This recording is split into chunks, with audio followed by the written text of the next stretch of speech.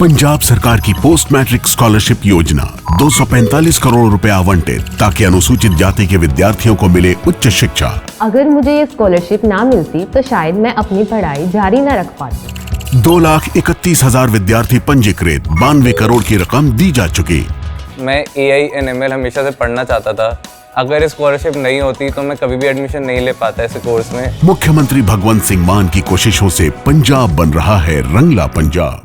नमस्कार, आप सब लोगों का स्वागत है। मेरा नाम है संकेत उपाध्याय और आप देख रहे हैं द रेड माइक पैसा। आज के इस एपिसोड में हम बात करेंगे टैक्स की। हम बात करेंगे आपके हाथ में कितना पैसा हो। अब अगर आप सरकारी आंकड़े देखें, या सरकारी आंकड़े तो छोड़ दीजिए और रिपोर्ट्स छोड़ दीजिए, अपने घर की ही अगर आप गाथा देखें तो अक्सर लोग ये कहते हुए मिलते हैं कि आमदनी उतनी नहीं बढ़ रही है, खर्चा ज्यादा बढ़ रहा है। एक कॉमन एलिमेंट ये है। अब सरकारी हिसाब किताब देखें तो आप ये समझ लीजिए, चाहे वो जीडीपी फोरकास्ट का रिवीजन हो जो कम हुआ है पहले से, या फिर मैन्युफैक्चरिंग सेक्टर हो, बहुत सारे ऐसे सेक्टर्स हैं जहां एक स्लो डाउन है, यानी कि उस रफ्तार में चीजें नहीं बढ़ रही हैं जैसे कि उम्मीद की जा रही थी कि बढ़े। और इस सब का परिणाम ये हुआ है कि लोगों के हाथ में पैसा कम है। लग्जरी कमोडिटीज तो बिक रही हैं, लेकिन बेसिक चीजों के को लेकर के डिमांड थोड़ी कम हुई है और सप्लाई भी कम हुई है। बड़ी बड़ी कंपनीज जो हैं वो अपनी फुल ऑपरेशन कैपेसिटी पर नहीं चल रही। ऐसे में लोगों के हाथ में पैसा कैसे बढ़े, क्या ये इस बजट में निर्मला सीतारमण जी की प्राथमिकता होगी? और इसको लेकर के पर्सनल इनकम टैक्स में वो क्या कर सकती हैं? वो पर्सनल इनकम टैक्स, जी हां, जो कॉर्पोरेट टैक्स से भी ज्यादा ये देश दे रहा है। यानी कि बड़ी बड़ी कॉर्पोरेट घराने जितना टैक्स देते हैं ओवरऑल, पर्सनल इनकम टैक्स का अमाउंट उससे भी ज्यादा है। तो पर्सनल इनकम टैक्स को लेकर के क्या कोई ट्वीक होने चाहिए, क्या होना चाहिए? कुछ रिपोर्ट्स हैं, आइए उन सब चीजों के बारे में बात करते हैं। मैं यहां पर अपने मेहमानों को आमंत्रित करना चाहता हूं। नासिर सलीम साहब हमारे साथ हैं मौजूद, मैनेजिंग डायरेक्टर हैं फ्लेक्सी कैपिटल के। तरुण गर्ग साहब डायरेक्टर हैं डेलॉइट में। आप दोनों का बहुत बहुत स्वागत। तरुण जी, मैं सबसे पहले आपके पास आना चाहता हूं और let's address the problem first. आपको लगता है कि एक सिचुएशन है जहां ये जरूरी हो जाता है कि लोगों के हाथ में पैसा उसको बढ़ाया जाए? देखिए संकेत, आपने बहुत ही सही मुद्दे को उठाया है। अगर हम आजकल की जनता के बारे में देखें तो पैसा लोगों के पास अब कम है। जो हम क्या कहते हैं, इन हैंड इनकम कम हो रही है। उसका प्राइमरी कारण तो आपने गिना ही दिया है कि जो पर्सनल इनकम टैक्स है वो, अगर हम विश्व की इकोनॉमी से भी कंपेयर करें, कुछ एक कंट्रीज को छोड़ दीजिए, बट एशियन कंट्रीज में तो सबसे ज्यादा ही इंडिया में लग रहा है। अगर आप और कंट्रीज की बात करें, गल्फ कंट्रीज में तो है ही नहीं, और फिर अगर सिंगापुर में भी देखें तो बहुत ही कम है। बट इंडिया और विसिनिटी में अगर आप जाएंगे तो इंडिया का टैक्स रेट बहुत ही ज्यादा है, पर्सनल टैक्स रेट बहुत ज्यादा है। कॉर्पोरेट इनकम टैक्स भी सरकार ने काफी रैशनलाइज करा था पिछले कुछ अपनी बजट्स में, बट उम्मीद यही लगाई जा रही थी जाएगी एटलीस्ट इस बजट से, जो अपकमिंग बजट है निर्मला सीतारमण जी जो पेश करेंगी 1 फरवरी को, कि एटलीस्ट थोड़ा सा कंसेशन एक मिडिल क्लास जनता को भी दिया जाए ताकि पैसा उसके हाथ में आए। आप ये देखिए, जो इनकम से जो सीधा निकल जाता है वो सीधा टैक्स है, और टैक्स कटने के बाद जो पैसा आता है वही इन हैंड टैक्स के रूप में कहा जाता है। तो अगर आप टैक्स ज्यादा लगाएंगे तो इन हैंड इनकम भी कम हो जाएगी। तो सीधा सीधा इसका लिंकेज है। तो इसका यही लोग उम्मीद कर रहे हैं कि एटलीस्ट पर्सनल इनकम टैक्स को भी थोड़ा सा रैशनलाइज किया जाएगा। हालांकि पिछले बजट में अगर हम देखें तो थोड़ा सा, मैं यही कहूंगा, ज्यादा तो कुछ दिया नहीं था, बहुत ही थोड़ा इन्होंने कुछ रैशनलाइजेशन करे थे कि पहले क्या था, और वो भी नई टैक्स प्रणाली में किया था। पुरानी टैक्स प्रणाली में कोई भी चेंजेस नहीं थे। नई टैक्स प्रणाली में जो इन्होंने, पहले था 6 लाख तक की इनकम पे वो 5% का टैक्स लगता था, तो उसको बढ़ा के इन्होंने 7 लाख कर दिया था। और वैसे 7 लाख, सिर्फ अगर आपकी 7 लाख तक की इनकम है तो जीरो टैक्स है। तो ये सारी चीजें इन्होंने रैशनलाइज करी थी। एंड देन एक 9 लाख की स्लैब को चेंज करके 10 लाख में करा था, ताकि 5-5 हजार का स्लैब्स को रैशनलाइज करके थोड़ा सा बेनिफिट दिया था, और एक 25,000 की स्टैंडर्ड डिडक्शन को इंक्रीज किया था, जिससे अनदर अगर आप 30% का रेट लगाएं तो 7500 आता है। तो कुल मिलाकर 17,500 का बेनिफिट पिछले बजट में दिया था। बट उम्मीद अब इस बारे में यही कही जा रही है कि एटलीस्ट आप 10 लाख तक की इनकम पे टैक्स छूट दें, जिससे कि एक मिडिल क्लास लोगों के हाथों में पैसा जाएगा। और पैसा का आप ये सीधा सीधा लिंकेजेस आप डिमांड से भी देखिए, जितना पैसा आप लोगों की जेब में देंगे, उनकी खर्च करने की जो क्षमता है वो भी बढ़ेगी, और इससे आगे ज्यादा और फिर उत्पादन में भी फिर वृद्धि होती है। तो ये सारी चीजें एक दूसरे से मैं ये कह सकता हूँ लिंकेजेस हैं, कनेक्टेड हैं। तो बिल्कुल आपने सही फरमाया। एंड वरिष्ठ नागरिकों के लिए भी इनको कुछ देखना चाहिए कि वरिष्ठ नागरिकों के लिए कैसे ये एटलीस्ट 15 लाख तक की इनकम पे छूट दें। तो ये सारी चीजें देखने योग्य होंगी इस बजट में। संकेत जी, नासिर साहब, मैं आपके पास आना चाहता हूं और आपसे ये जानना चाहता हूं कि फाइनेंशियल एक्सप्रेस अखबार की एक रिपोर्ट थी जिसमें यह बताया गया कि 15 लाख तक अगर आपकी सालाना आय है तो उसमें इस बार आप इनकम टैक्स में कुछ रियायत की उम्मीद कर सकते हैं।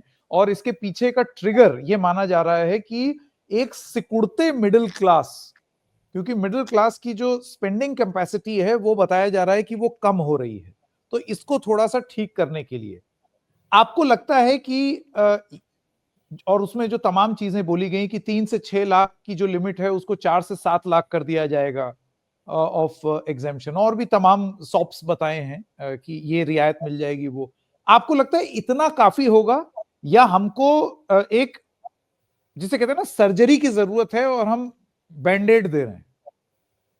इतना पैसा बचा लेने से क्या मिडिल क्लास की परचेजिंग पावर बढ़ जाएगी?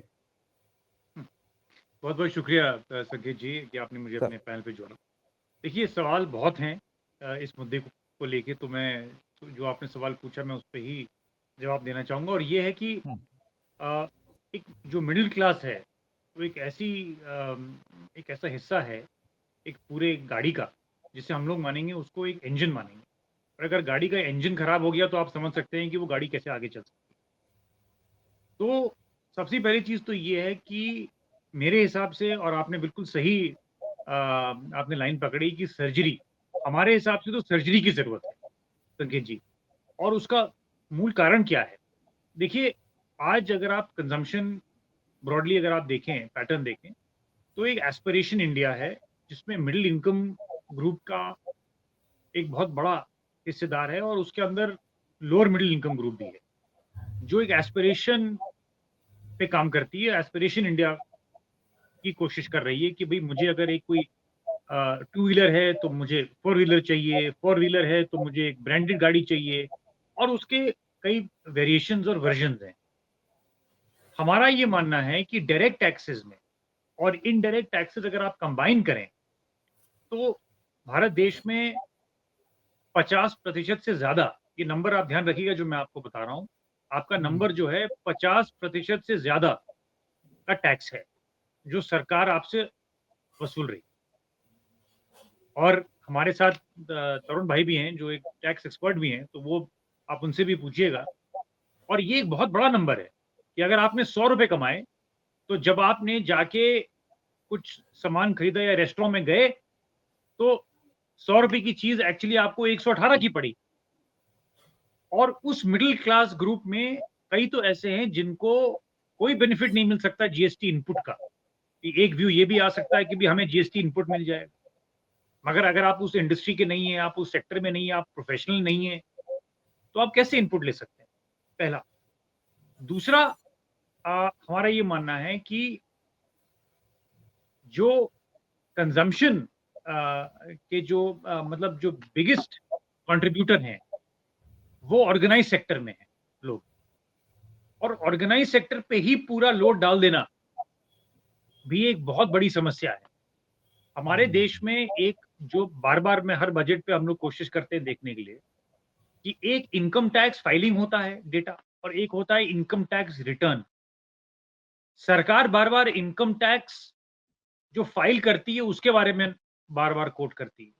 मैं आपसे ये बोलना चाहूंगा और आपके जरिए से बोलना चाहूंगा कि इनकम टैक्स जो आईटीआर जो पैसे जिसने जितनी इनकम टैक्स उसने भरी है वो नंबर देखिए और आपको पता चलेगा कि वो मिडिल क्लास जो है या जो वर्किंग ग्रुप है वो कितना उसका परसेंटेज कितना स्मॉल है, बहुत छोटा है संकेत जी। तो आप समझ सकते हैं कि वो लोड जो है कितना बड़ा है पूरे मिडिल इनकम ग्रुप में, क्योंकि मिडिल इनकम ग्रुप में वो एक ऐसी क्लास है, वो सर्विस क्लास है, उसके टैक्स कट के आते हैं पैसे, वो टीडीएस कट के आता है। और अगर आप इनकम टैक्स जो जो फाइल करते हैं और जो रिटर्न कर जो पे करते हैं वो आप नंबर आप देखेंगे तो बहुत फर्क है। इनकम टैक्स फाइल करने वाले बहुत हैं, मगर उसमें से इनकम टैक्स जो पे करते हैं बेचारे वो बहुत ही कम है। और उसी के कारण जो रिसोर्सेज हैं, जो रेवेन्यू है, जो पैसा आ रहा है सरकार पे, वो उन्हीं से मिल रहा है, डायरेक्ट टैक्सेशन की अगर मैं बात करूं। और रही बात इनडायरेक्ट टैक्सेशन की, तो मैंने आपको बताई दी, कई चीजें हैं जिसपे हर चीज पे आपको जीएसटी लग रही है, सरकार उस पे पैसे बना रही है।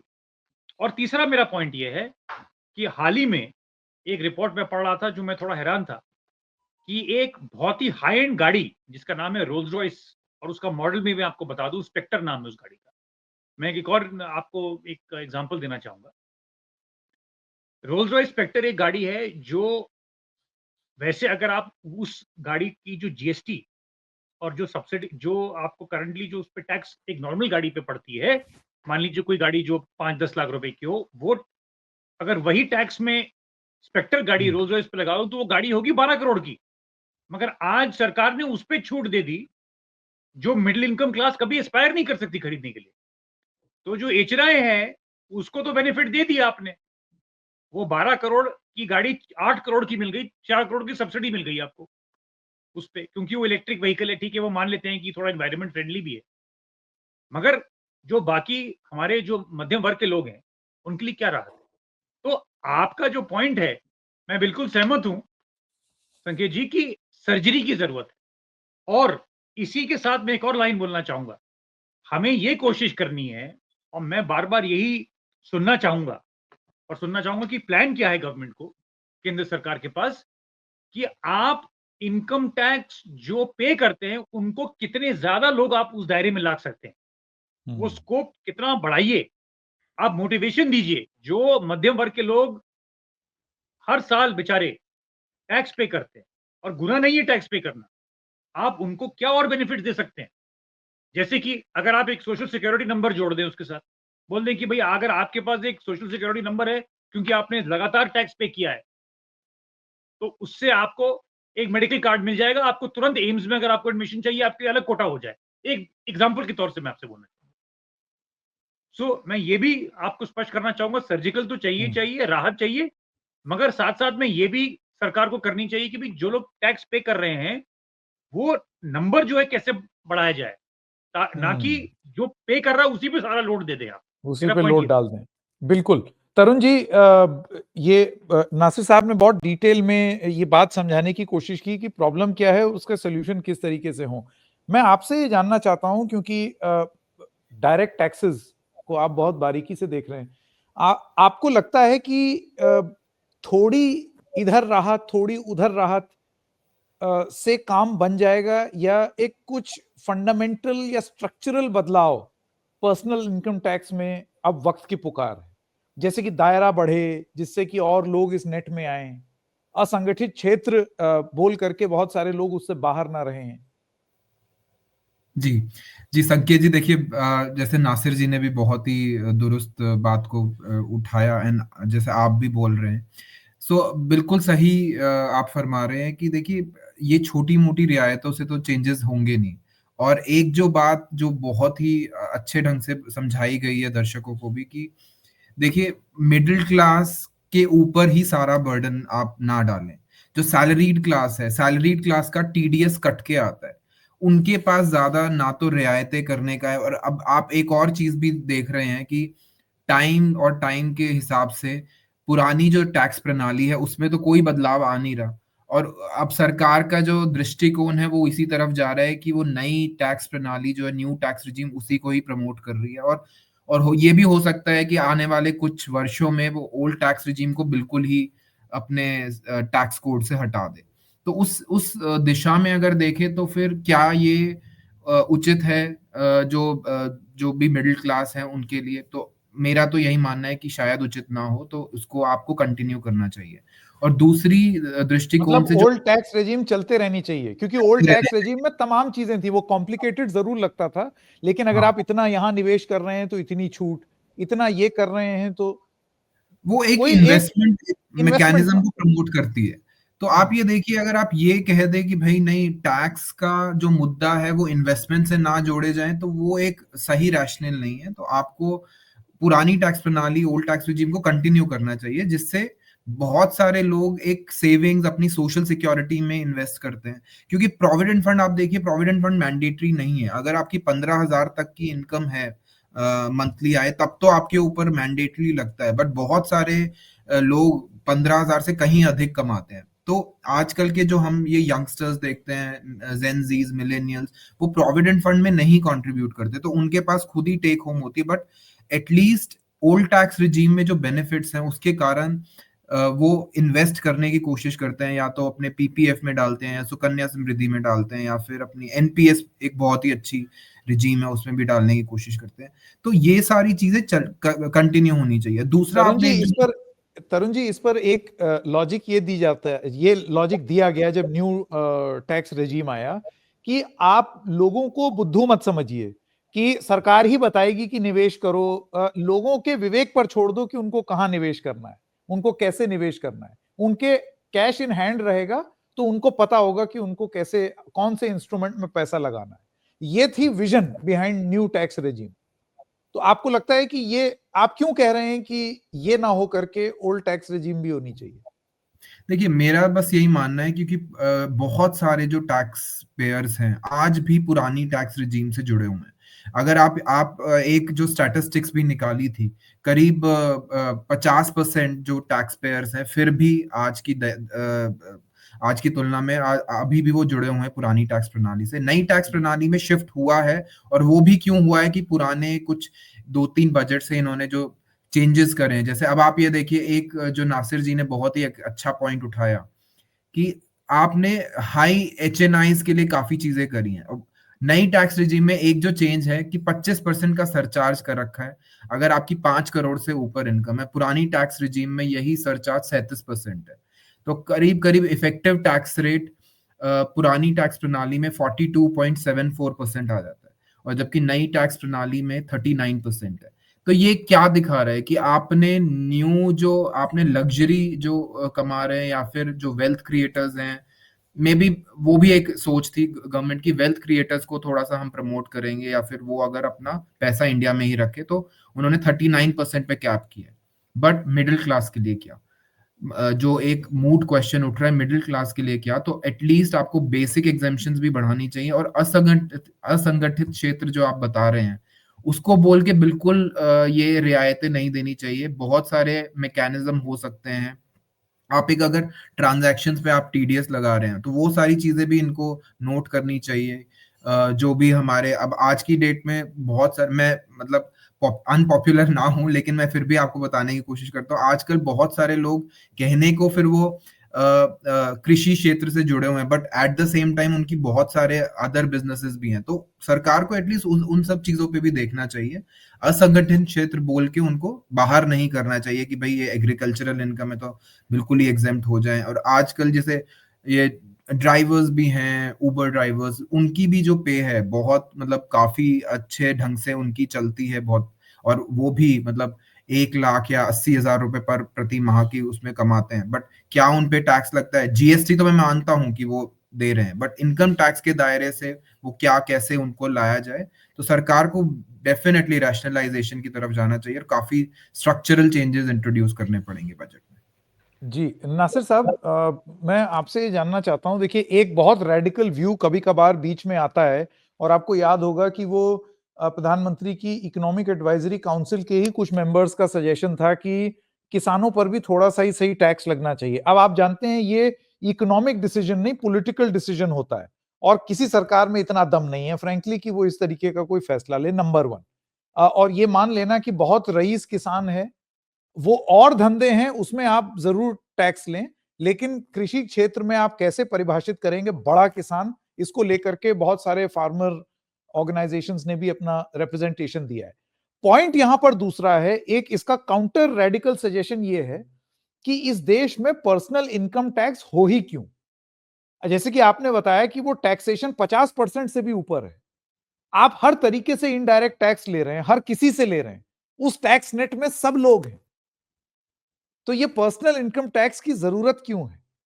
क्या हम लोग इवॉल्व नहीं कर रहे हैं अपने बतौर देश टैक्सेशन प्रणाली में, कि हमको ऐसा लगता है ये है, ये नलका है, इसी में से पानी निकालते रहो?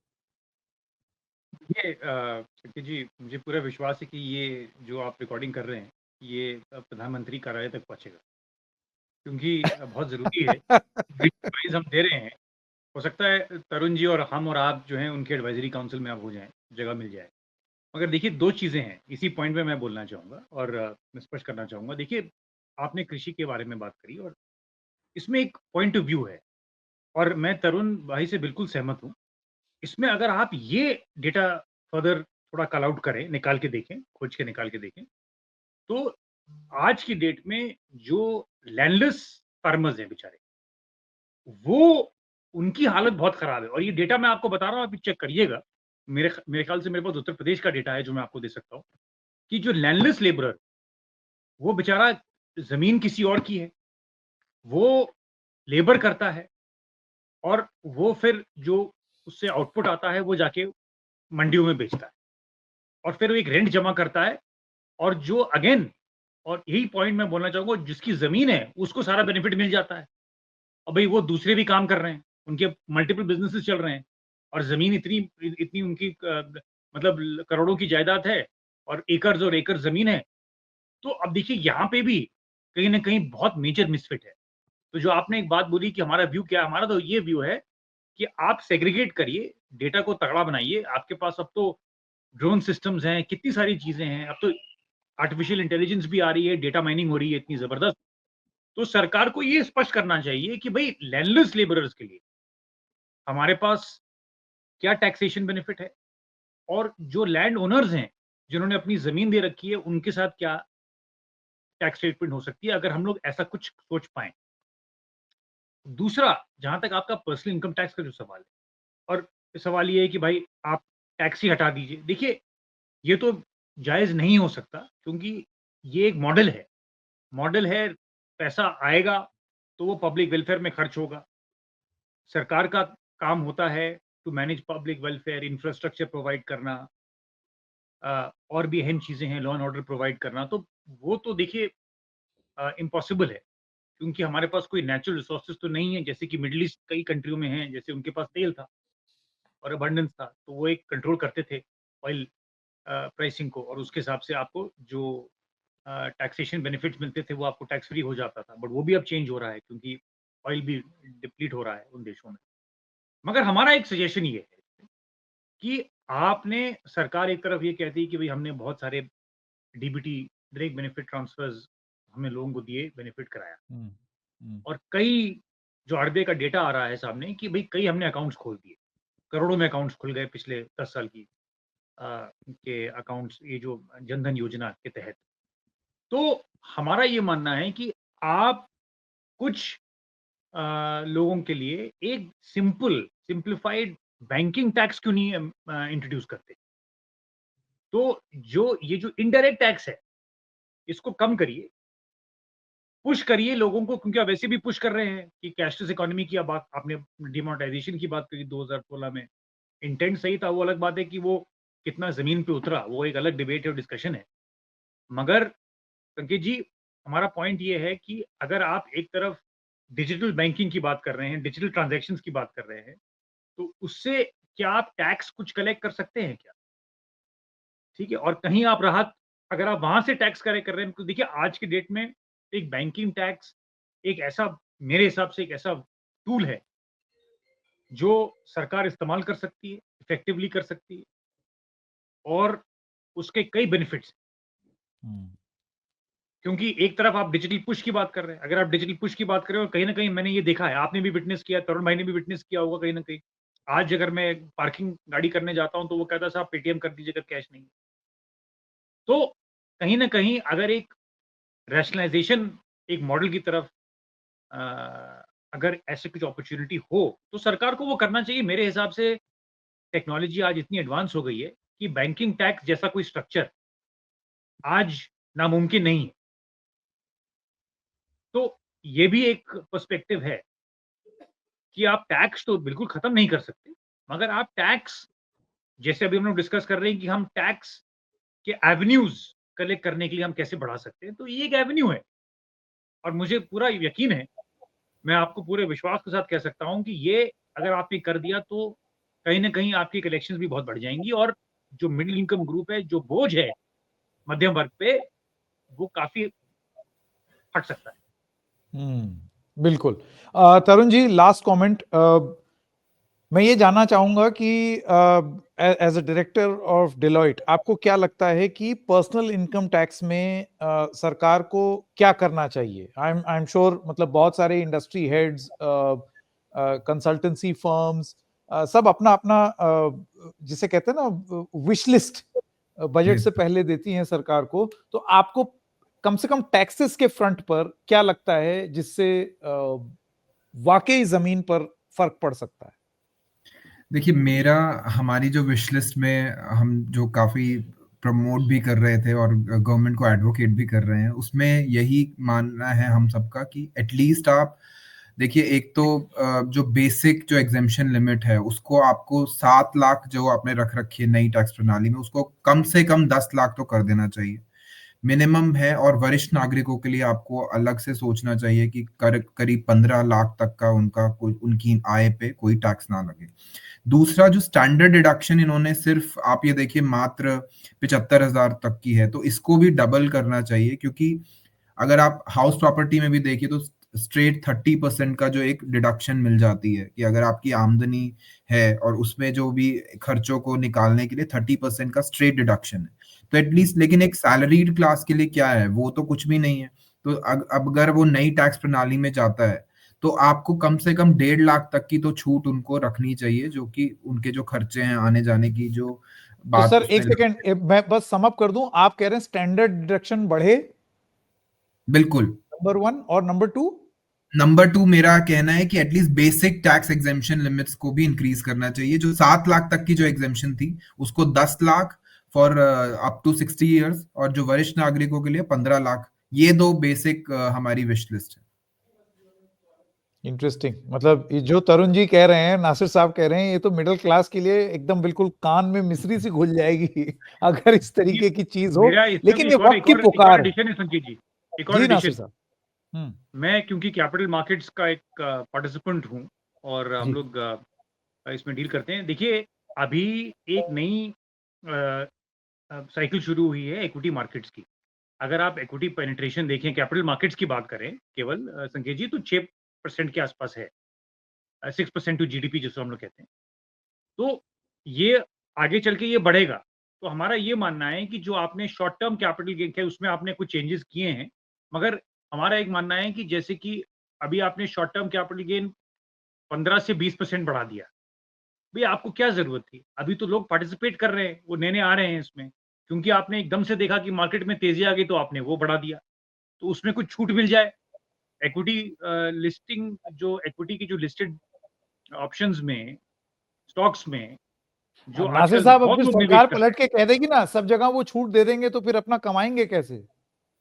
नहीं, मैंने तो उसका आपको वो भी दूसरा ऑप्शन भी दे दिया संकेत जी, कि एक तो ये कि जो दूसरे हमने पूरे डिस्कशंस करे। दूसरा चीज़, जो डिविडेंड इनकम है, उसको इन्होंने टैक्स में जोड़ दिया है। तो डिविडेंड इनकम तो स्पोरेडिक होती है, वो तो कंपनी के प्रॉफिट के हिसाब से होती है। तो उसमें भी अगर कुछ राहत मिल जाए, उसमें पहले तो डिविडेंड इनकम टैक्स फ्री होती थी, इक्विटी ओरिएंटेड स्कीम्स की और इक्विटीज़ की। आज उसमें भी सरकार हाथ उसमें मार रही है, ले रही है आपसे पैसे। तो हमारा पॉइंट ये है कि उसमें से भी अगर थोड़ा कुछ बेनिफिट मिल जाए, क्योंकि देखिए, लोगों के पास अपॉर्च्युनिटी होनी चाहिए टू पार्टिसिपेट, और भारत का एक हिस्सा बनने के लिए participation of growth of Bharat जिसे हम लोग बात करते हैं, तो उसमें आप उनको हकदार बनाइए, ना कि आप उनसे पैसे छीनिए। आपने डिविडेंड इनकम क्यों ले ली? कई लोगों की आमदनी डिविडेंड पे बेस्ड है। जो रिटायर्ड पीपल हैं उनकी कई आमदनी जो है डिविडेंड से आती है संकेत जी। तो ये भी एक पॉइंट है जो मैं आपको बताना चाहूंगा कि डिविडेंड इनकम और शॉर्ट टर्म कैपिटल गेन जो आपने मगर एक बात मैं ये भी बोलना चाहूंगा कि कहीं ना कहीं इन्होंने एक टैक्सेशन रैशनलाइजेशन की बात करी, लॉन्ग टर्म कैपिटल गेन जो 10% था वो भी 12.5% कर दिया एक साल के बाद। मगर डेट फंड्स में उन्होंने छूट दे दी, कुछ बेनिफिट वहां पे दे दिया, मगर डेट फंड में तो निवेश कम हो रहा है, अभी तो इक्विटी में ज्यादा लग रहा है और आपको तो उस मोमेंटम से आपको और पैसे मिलेंगे, जितने लोग और पार्टिसिपेट करेंगे आपको और कलेक्शंस आएंगे। सो कहीं ना कहीं ये भी अगर एक डिमांड हम लोग की है हमारी इंडस्ट्री। बहुत बहुत खूब। मेरे ख्याल से आज मिडिल क्लास वर्ग उसको आप लोगों की बातें सुन करके थोड़ी सी उम्मीद जगेगी। ऐसा लगेगा कि मेरा इनकम टैक्स अगर थोड़ा कम हो जाए, और अभी जिस तरीके की स्थिति है, दिस टाइम इज राइट।